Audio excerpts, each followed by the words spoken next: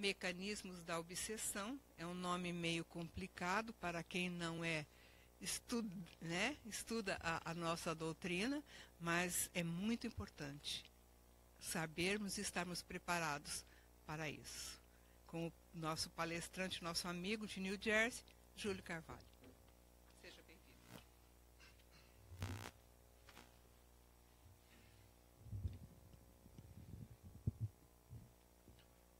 Meus queridos amigos, no Ideal Espírita, formulamos votos que o Senhor encontre abrigo em nossos corações.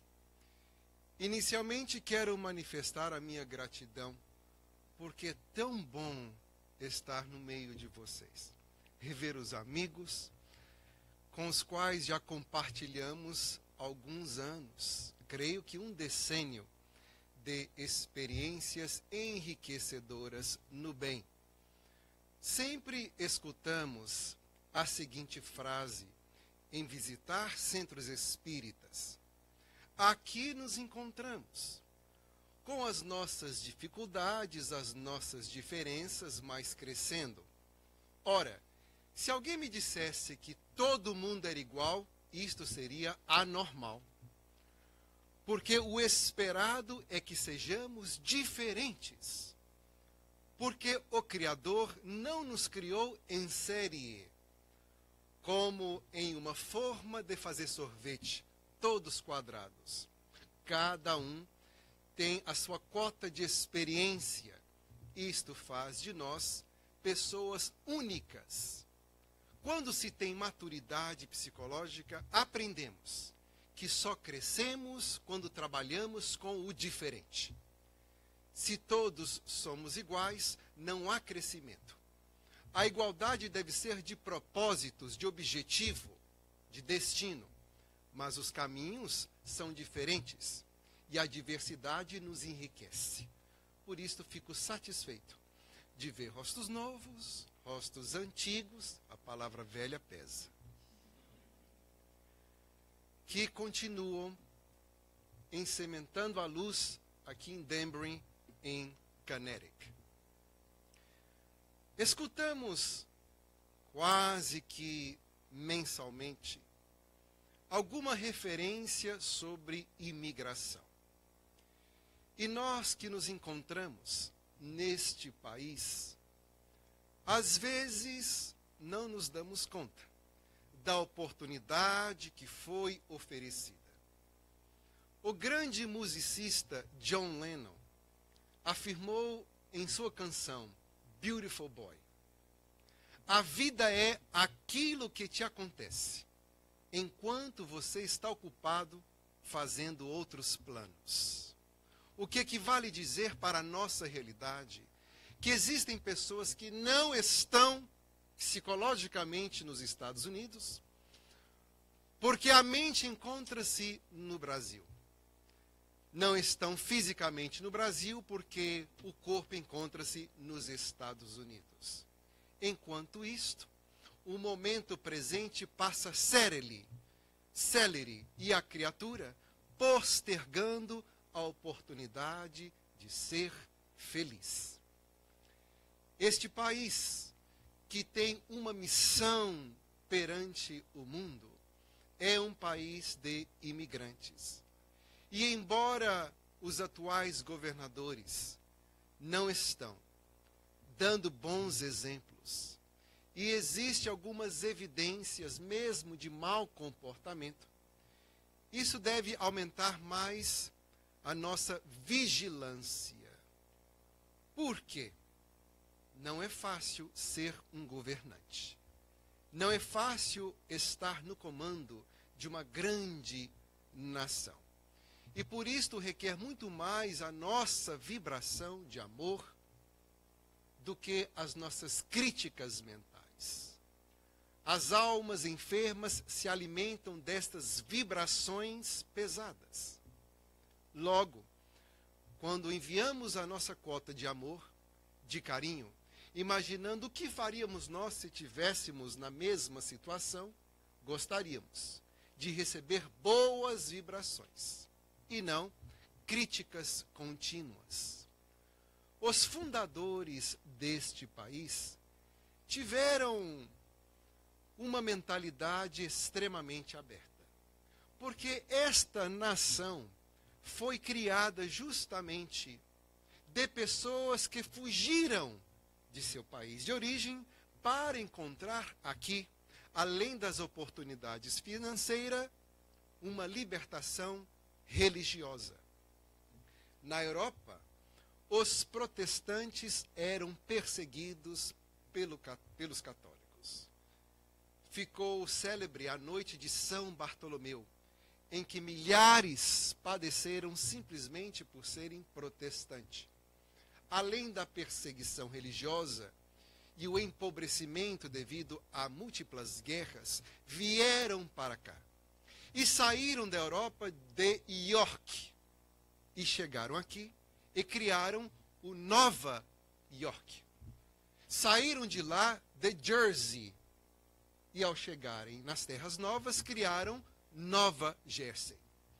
Como a maioria que se encontra aqui, saíram de Valadares e pretendem criar um New Valadares. Isto é, revivenciar em Terras Novas as suas antigas experiências.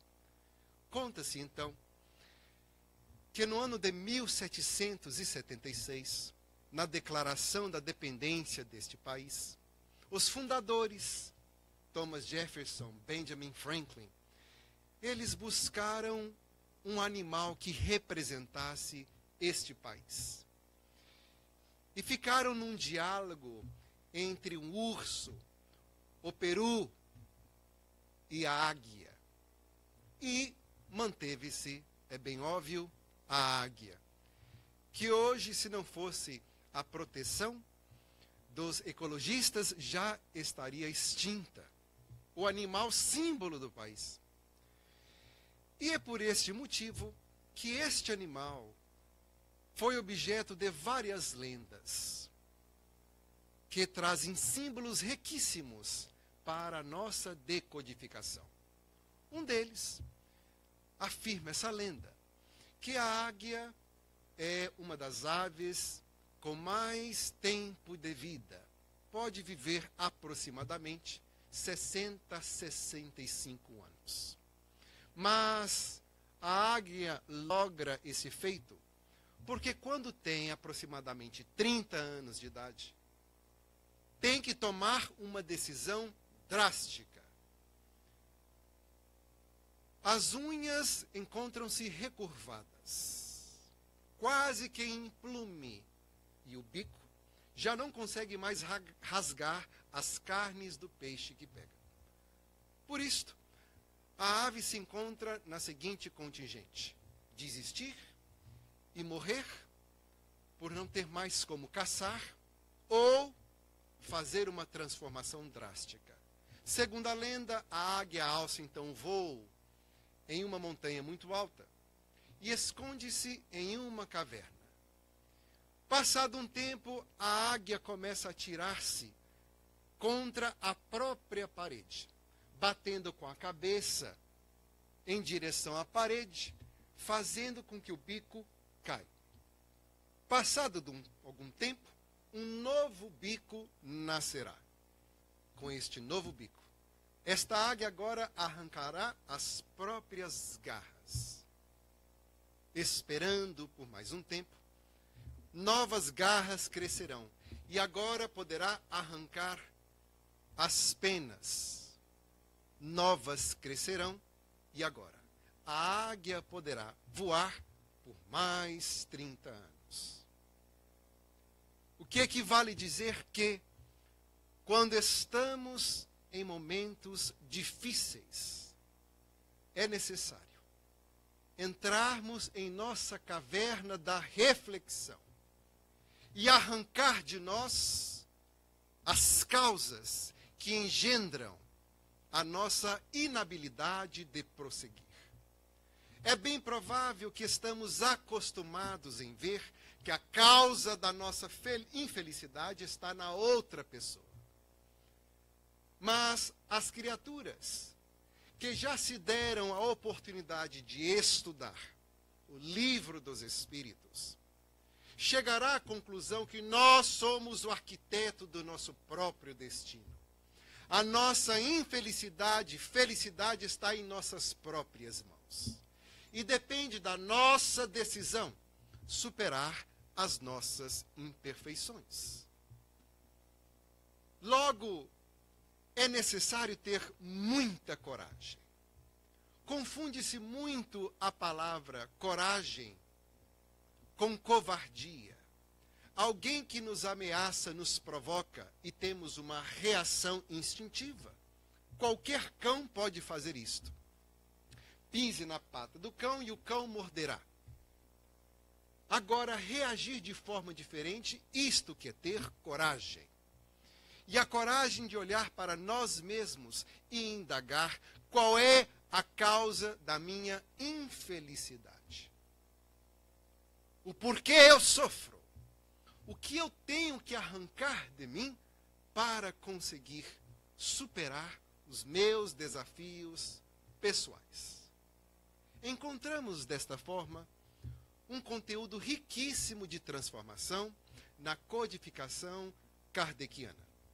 Segundo a nossa querida apresentadora, vou inferir que existem pessoas que não conhecem o Espiritismo. O Espiritismo é uma ciência que estuda a origem e a natureza dos espíritos, bem como a relação deles com o mundo físico. O Espiritismo também é uma filosofia. Por quê? Filosofia, amor ao conhecimento. O Espiritismo indaga as magnas questões da humanidade. Quem somos, de onde viemos, para onde vamos. E a terceira parte, muito confundida, é a questão se o Espiritismo é ou não religião. Porque há momentos na codificação que Allan Kardec afirma ser uma religião. E outras partes definem apenas como filosofia. É porque a palavra religião tem sentido dúbio, ainda mais nos tempos odiernos, e a palavra está muito comprometida. Sociologistas estudam hoje que a religião está em decadência. E por quê? Não é porque os ateus científicos estão em busca de um ser supremo e não encontram.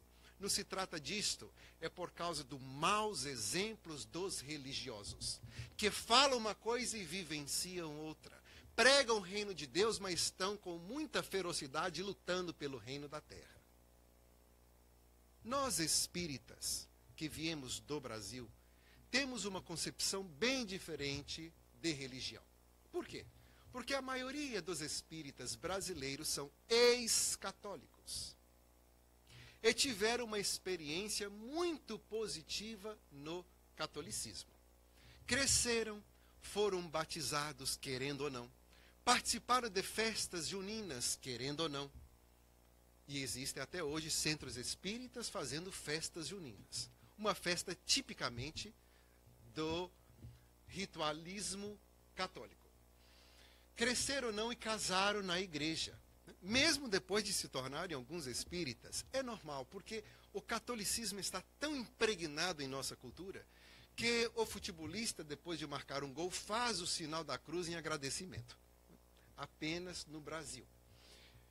Logo, deixamos de ser católico para nos tornar espíritas no Brasil, não porque tivemos uma má experiência com o catolicismo, mas porque o catolicismo não respondeu questões que tínhamos. Permaneceu na superfície do conhecimento filosófico da vida. E logo encontramos essas respostas no Espiritismo. E com muita dificuldade saímos do catolicismo. Mas em muitos o catolicismo ainda não saiu da criatura, mesmo sendo espírita. Assim encontramos de vez em quando espiritólicos ou catorilitas. A criatura que faz uma mescla, uma salada para o desespero dos espíritas. Mas aqui a experiência é bem diferente. Porque os americanos não têm esta mesma impressão do catolicismo. Para começar, o catolicismo não é a religião predominante. O catolicismo é secundário, predominante é o protestantismo. E a notícia que se tem do catolicismo, não estou generalizando, mas que os padres abusam das crianças. Há um filme chamado Spotlight, que retrata jornalistas em Massachusetts que investigaram os abusos que aconteceram com milhares de crianças sob os cuidados do bispo local, que não prendia os padres, movia-os de um lugar para o outro para eles continuarem no seu dever eclesiástico e abusando das crianças. Esse filme correu o mundo, e principalmente aqui, no cinema. Imagine quem está pelo lado de fora da religião assistindo o filme, quer se envolver com o catolicismo? É óbvio que não. E também temos os protestantes, com as suas exceções. Existem as listas dos pastores milionários. A frase em si já é contraditória. Como pode existir um pastor que é milionário? Quando Jesus Cristo era carpinteiro, os apóstolos pescadores, todos viviam do próprio esforço e dava o tempo de sobra, ao invés de lazer, trabalhavam para o melhoramento da sociedade. Então, os livres pensadores que estão fora do mundo religioso, olhando para este contrassenso, este paradoxo, não querem se envolver. Quando, então, enunciamos que o espiritismo é religião, já logo nos associa com esse tipo de comportamento. Já imagina-nos com vela, imagina-nos com o gasofilácio, que é aquela bolsinha que passa de um lado para o outro na coleta do dinheiro, enquadra-nos nesse tipo. Então, nesse sentido, o espiritismo não é religião. Porque aqui não temos estas práticas, não há hierarquia de poder. Quem quer fazer palestra, estude para isto, se esforça por um comportamento relativamente saudável, e aqui está o púlpito. Não é necessário um diploma, é necessário ter vontade e fazê-lo. Agora, o espiritismo é religião no sentido original da palavra, que significa religar. Temos aqui o prefixo re, de fazer algo de novo, ação, conversação, manipulação, compreensão, a ação de alguma coisa. E lig, que significa conectar. Então, religião significa ação de reconectar. Nesse sentido, o espiritismo é uma religião. Porque ajuda a criatura a conectar-se com o Criador. Através de qual mecanismo? Do automelhoramento. Então, o propósito do espiritismo é o melhoramento da sociedade, que acontecerá com o melhoramento individual. Qual é o objetivo precípuo para o qual nos encontramos hoje aqui? O nosso melhoramento. Daí existem vários obstáculos que impedem o nosso melhoramento. E um deles é a obsessão. O que é a obsessão? Encontramos a definição no capítulo 23 do Livro dos Médiuns, que é a má influência que o espírito exerce sobre uma pessoa. Isto é, obsessão. Sendo assim, todos nós temos obsessores. Quem são os nossos obsessores?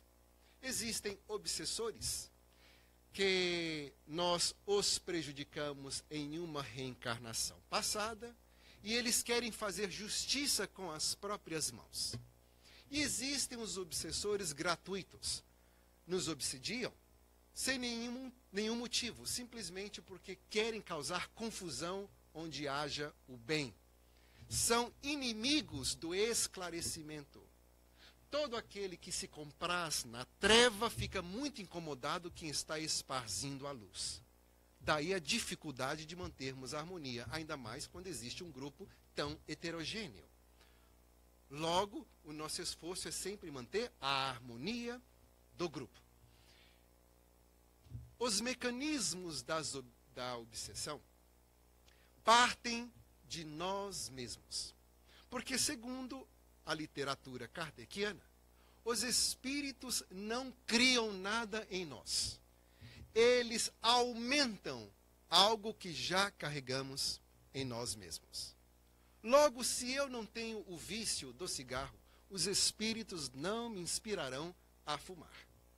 Mas, se me observando, vê que eu agrado muito a mentira, logo vão excitar em mim a mentir mais. Então, o plug de conexão está em mim mesmo. E um dos plugs mais fortes é a culpa. O que é a culpa? É quando ficamos incomodados com algo que fizemos. A culpa é tão destrutiva ao nosso psiquismo que quando chegamos no plano espiritual e nos damos conta das coisas que perpetramos contra as outras pessoas, criamos para nós um mundo totalmente customizado. É o nosso mundo que criamos com a nossa mente. Este mundo tem nome de umbral. São as emanações da nossa própria mente que se exterioriza em nossa psicosfera, no círculo que nos rodeia. Assim, cada criatura vive o próprio mundo no plano espiritual. E se aquela criatura traiu um amigo, fica revendo na sua psicosfera a traição inúmeras vezes. Se usurpou os bens de alguém, permanece revivendo a usurpação indefinidamente. E quando chega no plano espiritual com essa cota de culpa, revivendo esses dramas, perde a noção de tempo. Não tem lá um relógio, um calendário, o Google Calendar, para a pessoa saber quanto tempo está naquele estado. E aí é que aumenta mais o sofrimento, porque o espírito tem a sensação de que aquele sofrimento jamais acabará. Encontra-se no verdadeiro inferno. Não de fogo que queima o corpo, mas de fogo que acaba com a alma. A criatura sai do sofrimento para entrar em uma tortura. E isto porque revive-se o mal que fez, o que denominamos de culpa. Depois de um certo tempo que expiamos esse mal que fizemos, nos é dada uma oportunidade de recomeçar, reparar o erro. E uma das bênçãos maiores que recebemos é o esquecimento do que fizemos. Há pessoas que, ao chegarem no Espiritismo, perguntam por que eu não me lembro daquilo que eu era. Graças a Deus que você não lembra o que era. Porque se você esqueceu, é conveniente para você este temporário ouvido. Segundo Emmanuel, espírito orientador de Francisco Cândido Xavier, se nós lembrássemos 3 reencarnações apenas, seria o suficiente para nos levar à loucura. Tal a quantidade de atos perpetrados contra os outros, motivados pelo nosso egoísmo, pelo orgulho. Sendo assim, esquecer o passado é uma bênção divina para nós mesmos. Mas a criatura encontra-se com a culpa no inconsciente. Sabe que algo incomoda, mas não tem certeza do que é. E ao reencarnar, esquece temporariamente, guarda inconscientemente o mal-estar, e o corpo é um esconderijo para os obsessores que nos perseguiam do outro lado da vida. Encontramos na narração de Humberto de Campos, pelo Chico Xavier, que existem verdadeiros generais que se comprometeram muito perante grupo de pessoas e reencarnam no meio de tribos indígenas, escondendo-se dos obsessores. Mas, como a culpa encontra-se no inconsciente, a criatura atrai o obsessor. fazendo com que este, achando-a ou achando-o, continue agora a obsessão. Ficou claro para aqueles que estão aqui pela primeira vez? Sim ou não? Ninguém respondeu. Acho que eu vou ter que repetir tudo de novo.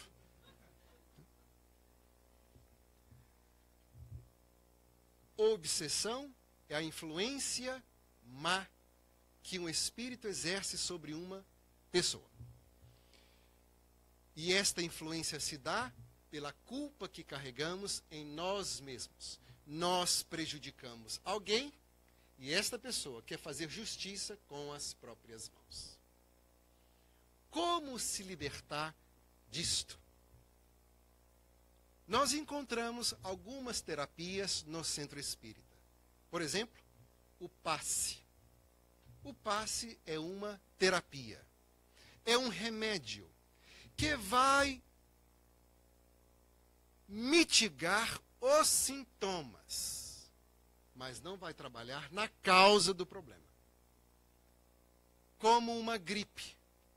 Se você sofre deste mal, a causa é um vírus. Qual é o sintoma? Olho que arde, garganta que coça. Tomando um Benadryl, você estará controlando os sintomas, mas não estará erradicando a causa do problema, que é o vírus. Para erradicar o vírus, é necessário um sistema imunológico muito forte. Logo, a água fluidificada que tomamos após o passe é um outro remédio que trabalha no sintoma, mas não na causa. Por quê? Porque a causa do mal-estar, a causa do que nos prejudica é a nossa culpa. Então, como liberar-se da culpa? Allan Kardec, em o livro Céu e Inferno, traz-nos o Código Penal da vida futura. E afirma que toda vez que erramos, passamos por 3 passos. O primeiro passo é o arrependimento. O que é arrependimento? É dar-se conta que fez errado. Quantas pessoas passam anos sem conscientizarem que fez algo errado? Não, eu fiz certo sim. Eu roubei a namorada dele. Mas por quê? Porque eu sou mais bonito. Ela gostou, quis ficar comigo, foi por isso que eu roubei. Então, amigos que tinham um relacionamento fraternal viram inimigo porque um roubou a namorada do outro. Estou falando algo muito raro de acontecer ou comum? O que acontece? Quando uma deixa alguém para ficar com outro, a probabilidade dela deixar o outro para ficar com outro é bem grande. Então passa-se os anos e agora ela vai deixar o amigo que roubou a namorada do outro para ficar com um terceiro. E agora que ele sofre, a dor que causou no amigo vai se dar conta.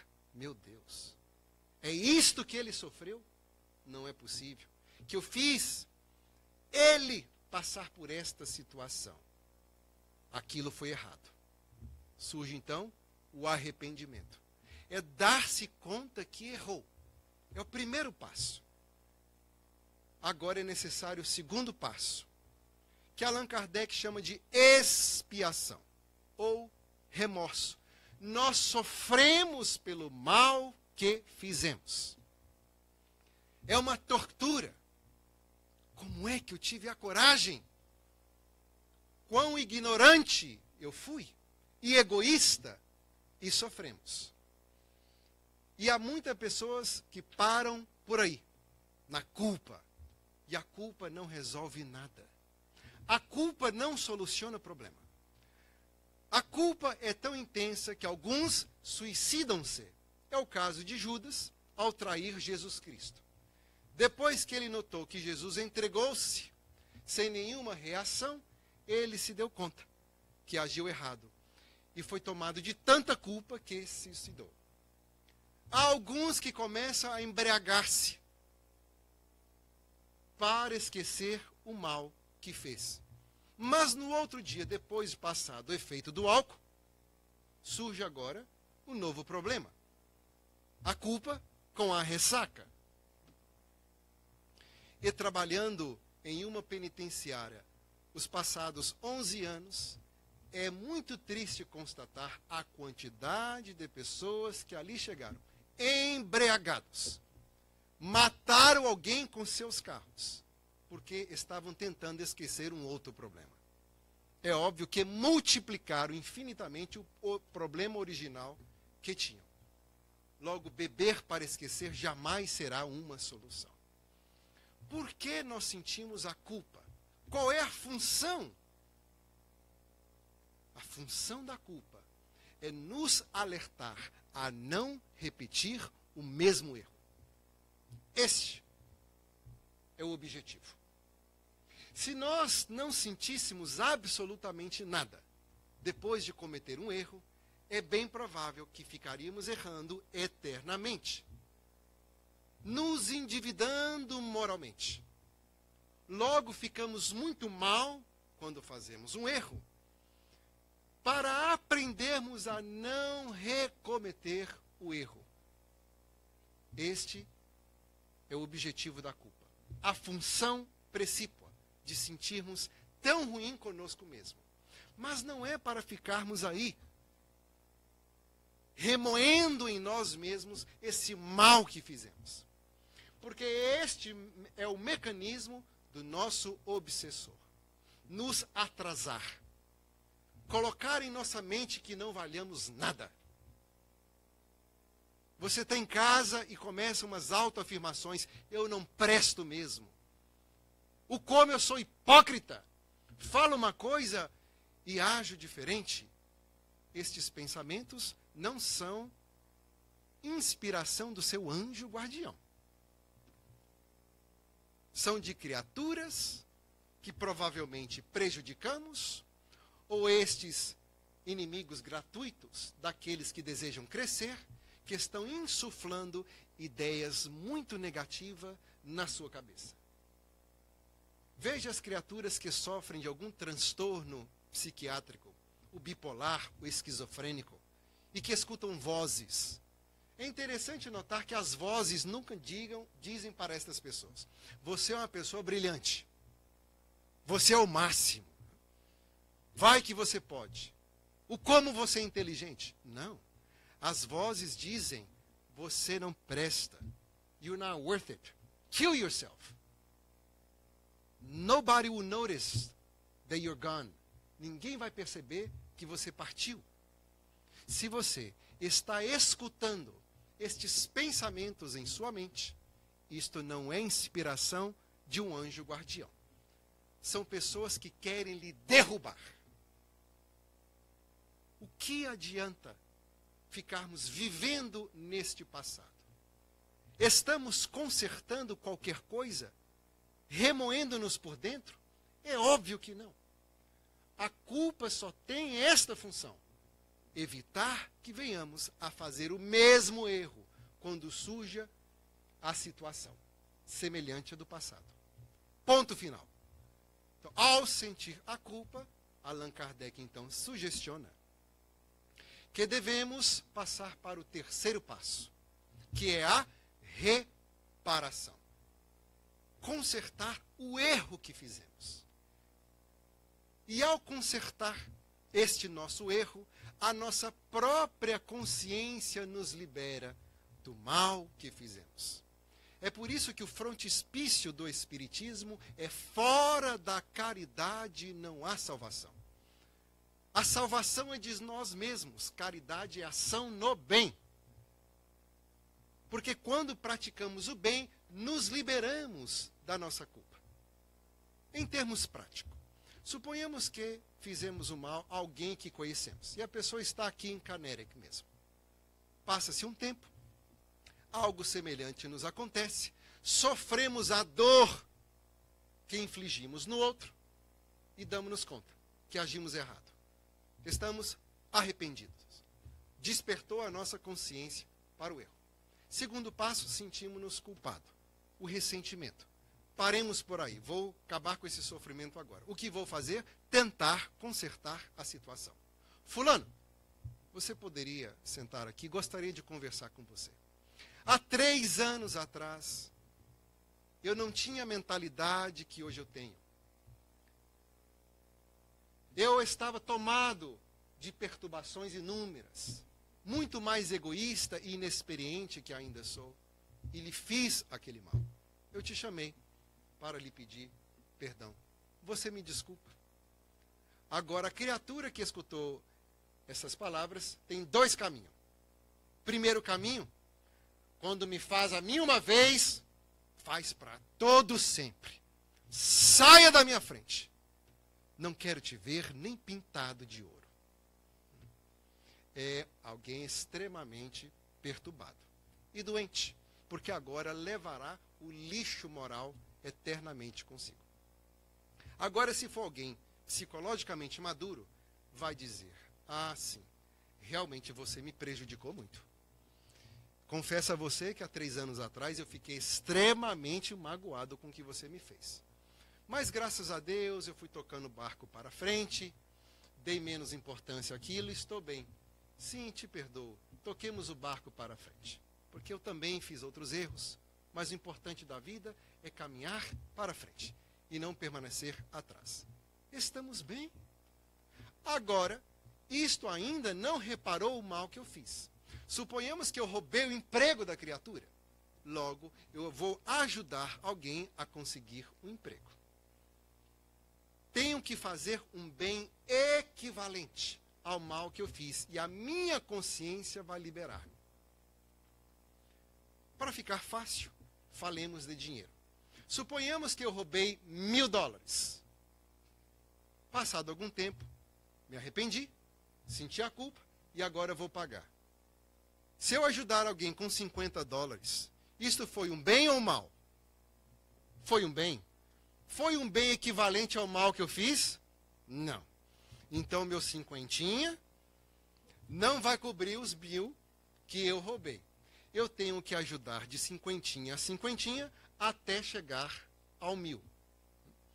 Assim, aprendemos que, com Tiago, que o amor cobre a multidão de pecados. Em outras palavras, as nossas ações negativas são aniquiladas com a nossa ação no bem. Quando ajudamos as pessoas, aquilo beneficia mais nós do que o beneficiado. É por esse motivo que Allan Kardec, de forma tão inteligente, disse que fora da caridade não há salvação. O que significa que alguém pode afirmar ser um crente em Deus. Alguém que acredita que Jesus é o Salvador. Alguém que leu todo o livro dos Espíritos e não faz absolutamente nada, está muito mal. E alguém que se diz ateu, não acredita nada do que pregam as religiões, mas é alguém que está sempre se esforçando no bem, ajudando, enxugando lágrimas. Aquela criatura está bem melhor do que aquele que acredita e não faz nada. É o que nos ensinou Jesus Cristo na parábola do Senhor das terras, que pede aos 2 filhos para ajudar-lhe. Um filho diz: sim, Senhor, eu vou, e desapareceu. E o outro diz: não, pai, eu não vou te ajudar, e logo mais tarde foi. Então Jesus conclui: quem foi mais fiel ao pai? Aquele disse que não ia e fez. Porque aquele que disse que ia e não fez, está muito mal. É a imagem para hoje nós diferenciarmos as criaturas que realmente produzem no bem e outros que estão dizendo Senhor, Senhor, mas não entrarão no reino dos céus. Daí, para nos livrarmos da obsessão, é necessário trabalharmos no bem. E como vamos sentir incentivados para trabalhar no bem? Estudando. É o motivo desta palestra. Estamos juntos aqui numa terapia de grupo. Não eu como psicoterapeuta e vocês como pacientes. todos nós, segundo Emmanuel, estamos aqui na Terra em concerto. É tão lindo a Terra. E é, na realidade, um grande sanatório. Quem está nos hospitais psiquiátricos só são os presidentes dos doentes. O povão somos nós aqui fora. Estamos em concerto de coisas que realizamos em vidas passadas. E se permanecermos estudando para esclarecer a nossa mente, vamos trabalhando, compreendendo que este bem que fazemos aos outros nos faz bem. Ao estudar e colocarmos em prática as ações no bem, recebermos o passe será um complemento. Tomarmos a água frutificada será muito eficiente, porque estamos trabalhando na causa do problema e recebendo remédios para trabalhar nos sintomas. E nos vemos livres, mais leves, mas isto não significa que os problemas desaparecerão. Por quê? Porque, meus amigos, os problemas fazem parte da vida. Nós só podemos nos promover de um estágio para o outro se enfrentamos desafios. Se a criatura não quer enfrentar desafio, então que se interne no hospital psiquiátrico com os esquizofrênicos, que não estão vivendo a nossa realidade.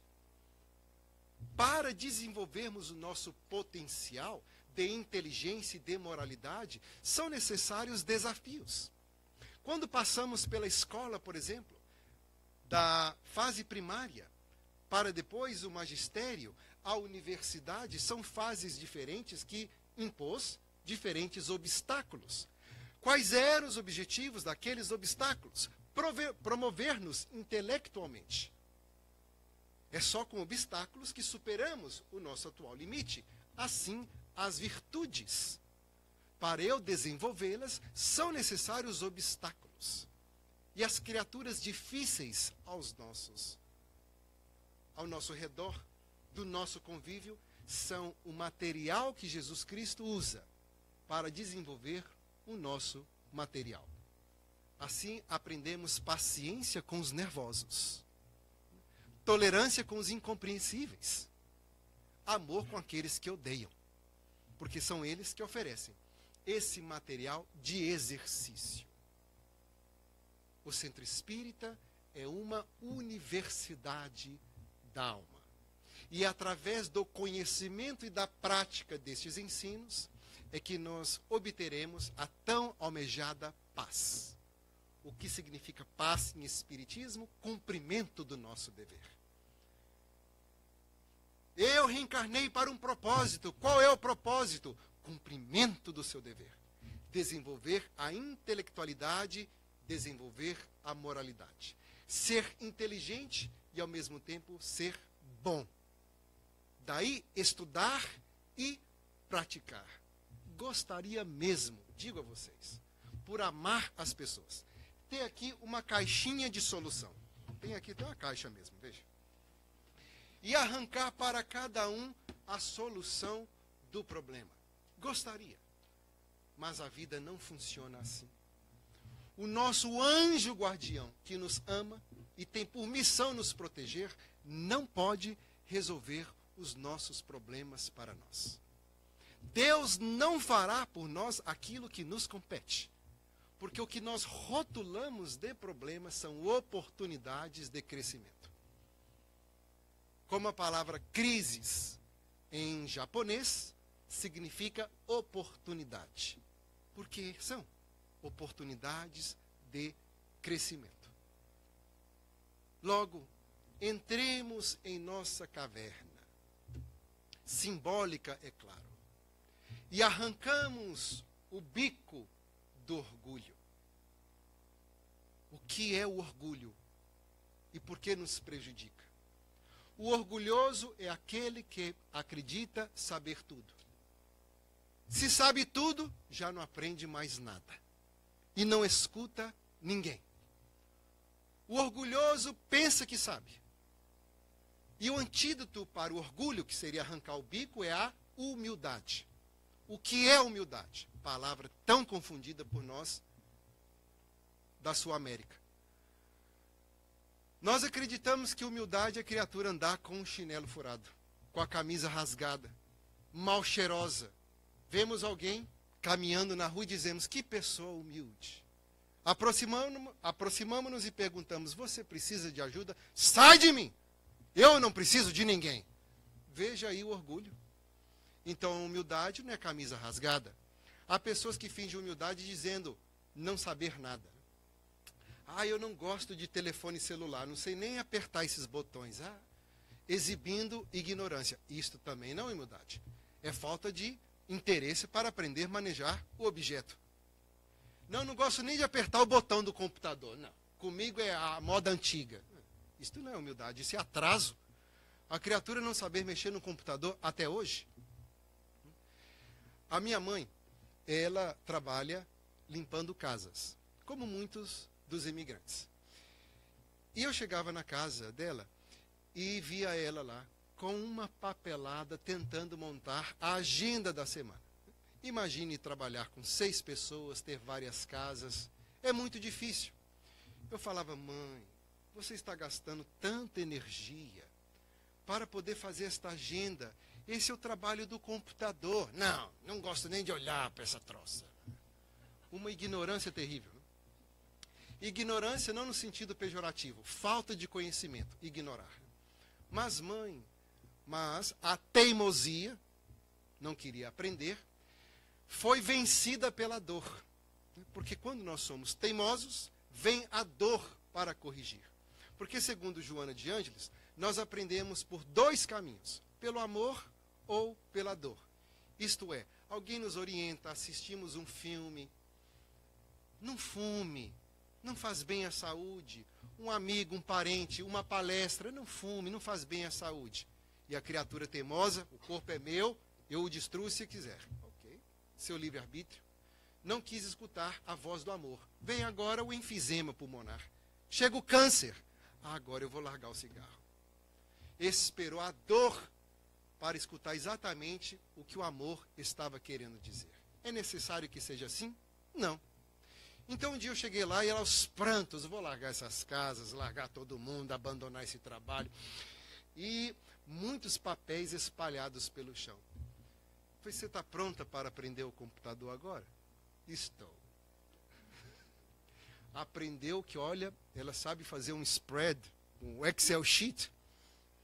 Fantástico, cria novas páginas, ajuda outras amigas que trabalham no ramo a organizar a agenda, né? E hoje não sai do WhatsApp. Isso já não é mais virtude, né? Já. Então, o humilde é aquele que sabe que não sabe. Quando a criatura está consciente de que ignora, está sempre prestes a aprender. Escuta a todos, porque pode arrancar uma informação boa. E Chico Xavier afirmava que nós temos que aprender até mesmo dos cachorros. E como os cães de fato nos ensinam, os animais, qualquer um pode nos ensinar. É ter esta humildade, saber que não sabe. Porque nenhum de nós é mais inteligente que todos nós. Num grupo de pessoas, né? Uma mulher que conversa com o marido, eu sei que é difícil, confesso.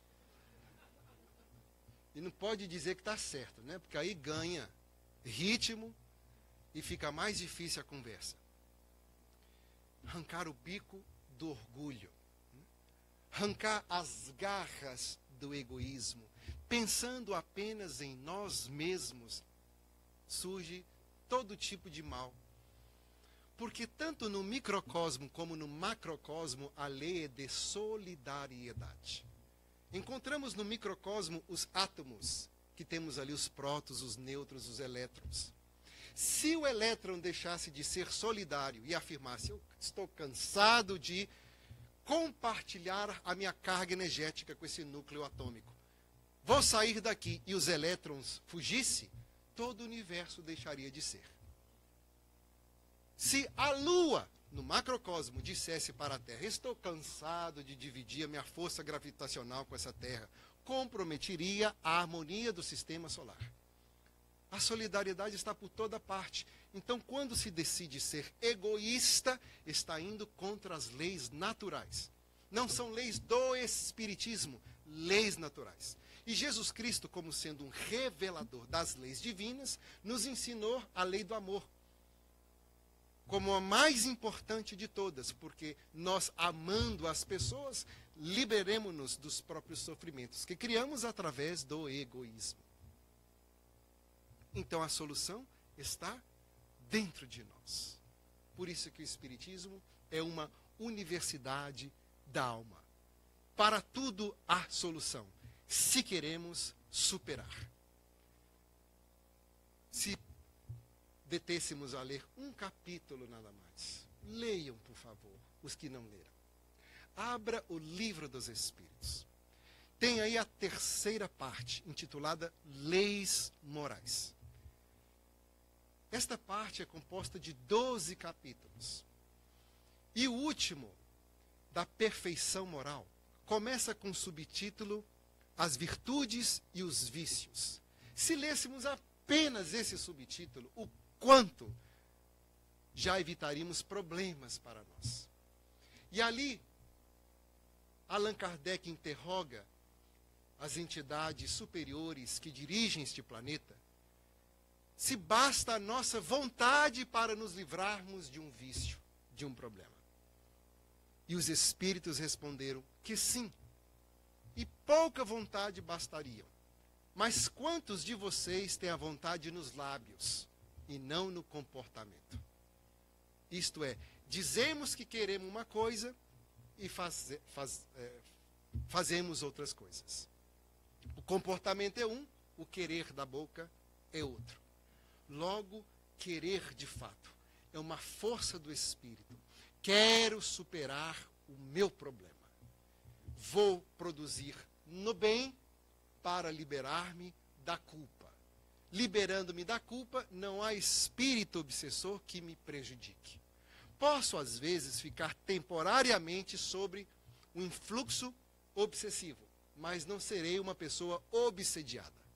Como alguém que pega uma gripe, mas não vira uma pneumonia. A pessoa pode ter lapsos de obsessão, mas não ser uma pessoa obsediada, porque estamos expostos aos espíritos inferiores. E já que o mundo é de provas e expiações, de quando em quando isto nos ocorrerá. Mas o importante é que não sejamos, é que fiquemos de vez em quando temos as nossas baixas, para lutarmos, para entrarmos em nossas altas. Para isto, força de vontade, querer, pedir. Meu Deus, você me conhece, sabe das minhas fraquezas e debilidades, mas também o Senhor conhece da minha vontade de superar, o quanto eu quero vencer. Por isso eu lhe peço coragem, dê-me sabedoria, força para eu vencer a mim mesmo. E depois desta oração, segundo Jesus, vigilância, abrir bem os olhos, para não nos colocarmos em situações que nos tornam vulneráveis às nossas imperfeições. Se eu tenho um problema com a bebida e sou convidado para um churrasco, tenho que abrir bastante os olhos para não me expor àquela situação vulnerável. Se eu tenho um problema com mulheres, porque lá fora um homem que sai com muitas mulheres é o rei da cocada preta. Aqui dentro é alguém muito perturbado na área sexual. Então não vou me expor a esta situação. Vou tomar muito cuidado aonde vou, com quem falo, o que assisto. Vigiando e orando. E evitarei as obsessões. Porque para tudo há uma saída. Como a águia, vamos sair deste buraco para um voo de mais 30 anos. Isto é, atingir o nosso objetivo. Conta em uma pequena cidade, havia um homem muito rico que houvera matado uma pessoa. Este homem muito rico, ele subordinou o juiz para encontrar um outro homicida. Devo aqui especular qual país aconteceu essa história?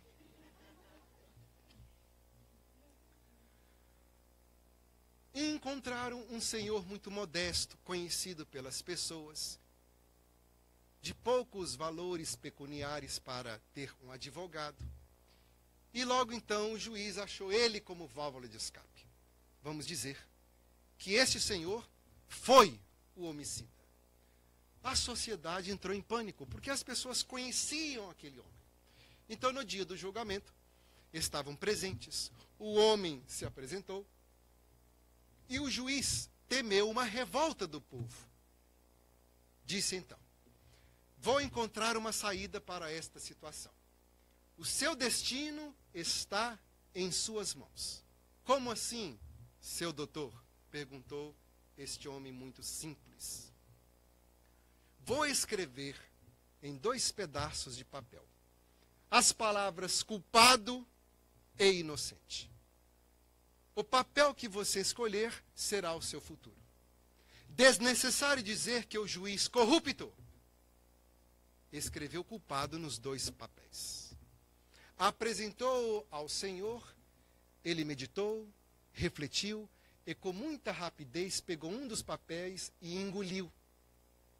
O juiz gritou e disse: o que é que você fez? Ora, eu fiz a minha escolha. Como assim? O papel que eu engoli é o papel que eu escolhi. Quando você abrir este papel, vai saber qual foi o que eu escolhi. E se viu livre da situação. Por quê? Para tudo há uma saída. Libere-se da culpa. Não se torture. Faça o bem e o bem vai fazer bem a você. Esta é a mensagem dos Espíritos que sempre voltam para nos orientar, consolar. Foi esse o motivo pelo qual um grandíssimo jovem chamado Castro Alves, alguém impressionante na nossa cultura brasileira, especificamente na Bahia, porque com 24 anos de idade, ele já fazia os seus artigos para a liberação dos escravos. Este mesmo jovem morre e volta para escrever com seu estilo literário poético pelas mãos de Chico Xavier, que mal completou o primário. Um poema de uma rima dificílima, de uma profundidade que quanto mais se fala, se declama, mais símbolos podemos decodificar, sintetizando de uma forma belíssima a nossa doutrina espírita, afirmando que há mistérios peregrinos, no mistério dos destinos que nos mandam renascer. Da luz do Criador nascemos, múltiplas vidas vivemos, para a mesma luz volver.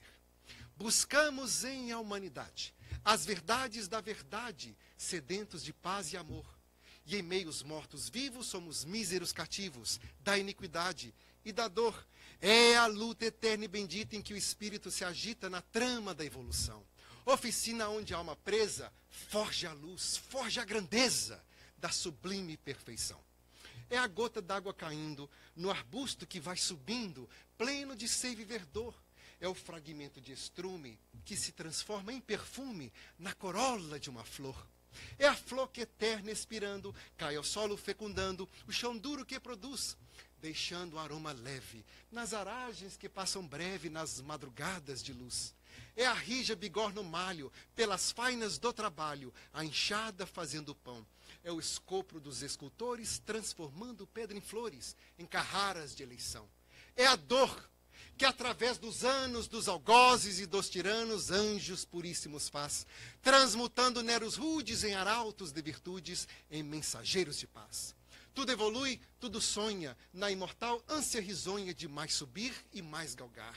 A vida é esplendor, Deus somente é o seu amor, o universo é o seu altar. Na terra às vezes acendem radiosos faróis que esplendem dentro das trevas mortais. Suas rútilas passagens deixam fulgores imagens em reflexos perenais.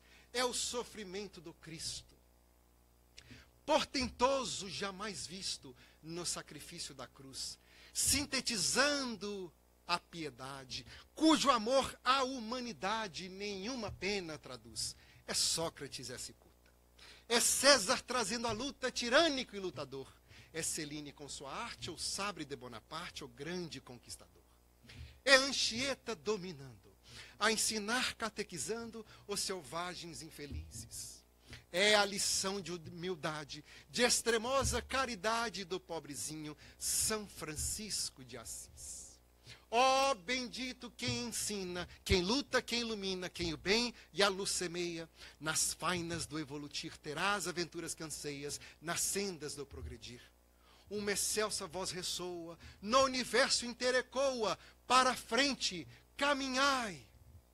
O amor é a luz que se alcança, tem de fé, tem de esperança, para o infinito marchai. Muito obrigado, meu Deus, pela bênção do falar, e por todos vocês, muitíssimo obrigado pela paciência de nos escutar.